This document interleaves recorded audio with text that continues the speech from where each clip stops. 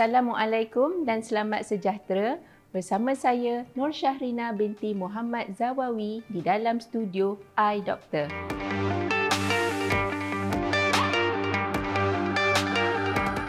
Proses menelan bermula pada fasa praoral. Di dalam fasa ini, kita akan melihat dan juga mengambil bau makanan atau minuman yang dihidangkan. Fasa ini penting untuk otak kita bersedia untuk menelan. Ini adalah kerana proses menelan adalah proses yang berbahaya kepada badan kita memandangkan saluran makanan terletak bersebelahan dengan saluran udara. Apabila kita telah bersedia untuk makan, makanan itu akan masuk ke bahagian mulut. Pada bahagian ini, makanan akan dihancurkan dan disediakan dalam bentuk yang mudah untuk kita telan. Proses penyediaan ini turut dikenali sebagai fasa oral. Seterusnya, apabila kita telah bersedia untuk menelan, makanan dan minuman akan ditolak ke belakang oleh lidah kita dan mencetuskan respon menelan. Respon menelan ini adalah penting kerana pada masa ini badan kita akan menutup saluran pernafasan supaya makanan dan minuman berkenaan dapat melalui kawasan ini yang dikenali sebagai pharynx untuk masuk ke dalam saluran pemakanan secara selamat dan berkesan. Makanan dan minuman berkenaan akan seterusnya melalui saluran pemakanan ini untuk memasuki perut.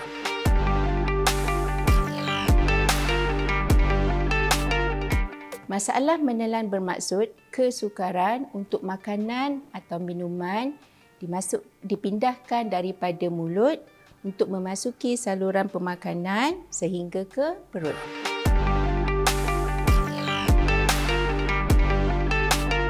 Masalah penelanan boleh berlaku di kalangan pesakit strok kerana kelemahan kepada otot-otot yang terlibat dalam fungsi penelanan.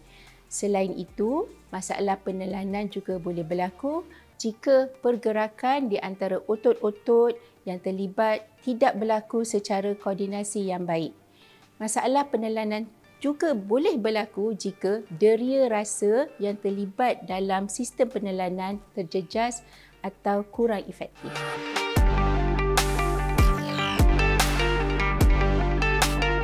Antara tanda-tanda masalah penelanan selepas strok adalah: pertama, jangkitan kuman pada paru-paru atau demam pada suhu rendah yang berulang. Kedua, hilang berat badan yang berterusan. Ketiga, batuk atau tersedak yang berlaku semasa, sebelum atau selepas menelan. Keempat, perubahan pada kualiti suara, iaitu suara menjadi seperti menggelegak atau di dalam bahasa Inggeris disebut sebagai gurgly voice semasa menelan. Kelima, tidak dapat mengawal air liur atau drooling.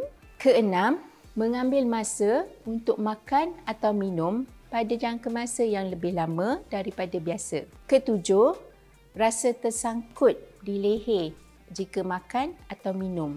Dan terakhir adalah sebarang keluhan sukar untuk menelan.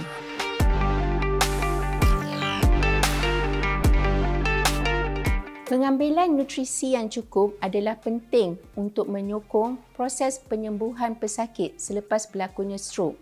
Justru itu, rehabilitasi penelanan bertujuan untuk memastikan pesakit dapat mengambil makanan atau minuman secara selamat dan berkesan.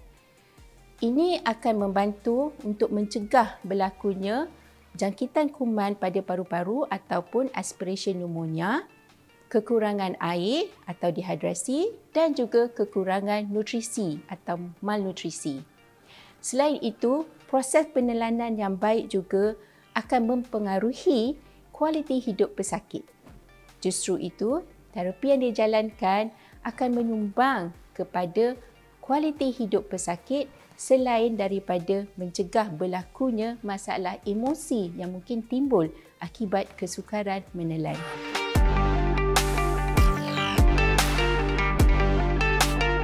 Untuk mendapatkan rehabilitasi penelanan, pesakit atau penjaga strok boleh meminta rujukan untuk berjumpa dengan ahli terapi pertuturan bahasa atau speech language therapist. Ahli terapi pertuturan bahasa akan melakukan penilaian klinikal dan seterusnya penilaian-penilaian khas bagi membantu mengesan isu penting atau utama yang menyebabkan masalah penelanan berlaku. Ahli terapi pertuturan bahasa mungkin akan bekerjasama dengan profesional lain untuk memastikan rehabilitasi penelanan dapat dilakukan secara optimal. Contohnya, bersama ahli terapi cara kerja untuk membolehkan pesakit mempunyai kemahiran penyuapan yang baik, bersama ahli dietetik untuk memastikan kecukupan pengambilan nutrisi dan hidrasi pesakit, ataupun bersama pakar ENT jika didapati pesakit strok berkenaan mempunyai masalah berkaitan dengan pergerakan peti suara.